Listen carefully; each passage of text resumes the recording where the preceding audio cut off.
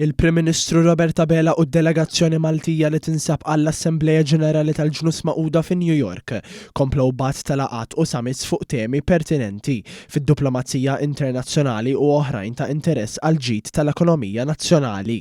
Fost oħrajn Dr. Bela ltaqa' ma' rappreżentanti mill-kumpanija Amazon, fosthom il-Viċi President Susan Pointer u d-Direttur ta' Amazon Web Service Franco Spicciarello. Tenna li permezz tal-Viżjoni Malta 2050 pajjiżna jista' jara kumpaniji bħal Amazon jersqu eqreb lejn l-ekosistema ta' negozju u teknoloġija f'Malta. Permezz tad-diviżjoni tal-cloud tagħha Amazon Web Services, il-kumpanija globali diġà taqdi numru ta' klijenti f'pajjiżna u tara fil-progress sinifikanti lokali fl-innovazzjoni diġitali u teknoloġika, waqt li esprimiet interess qawwi li ssaħħaħ ir-relazzjoni tagħha ma' Malta. Ir-rappreżentanti ta' Amazon ukoll esprimew il-fehma kif il-Viżjoni Malta 2050 ikonformi mal-istrateġija tagħha fit-tul u kif ambjent regolatorju sod jista' jservi biex jattira iżjed investimenti. Sa dan it-tant fla oħra tal-Ġnus Magħquda dwar id-drittijiet tal-persuni LGBTIQ, il-Prim Ministru Malti afferma mill-ġdid l-impenn ta' Malta favur l-ugwaljanza, waqt li enfasizza r-riformi ta' Malta grazzi għall-edukazzjoni inklusiva u inizjattivi fil-komunitajiet,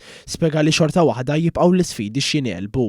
Il-Prim Ministru indirizza wkoll is-Summit Sustainable, Inclusive and Resilient Global Economy fejn tkellem dwar is-self lil pajjiżi li għadhom qed jiżviluppaw u biex dan isir aktar aċċessibbli u b'sostenibilità. Saħaq li quddiem realtà fejn is-sitwazzjoni tal-familji Maltin u għawċin qed titjieb, ir-responsabilità tal-Gvern Laburista tibqa' li jitkellem f'isem iż-żgħir u l-batut. Dan flimkien mal-bżonn li din l-għajnuna tinżel għand in-nies u jkollha impatt fuq il-ħajja tagħhom ta' kuljum.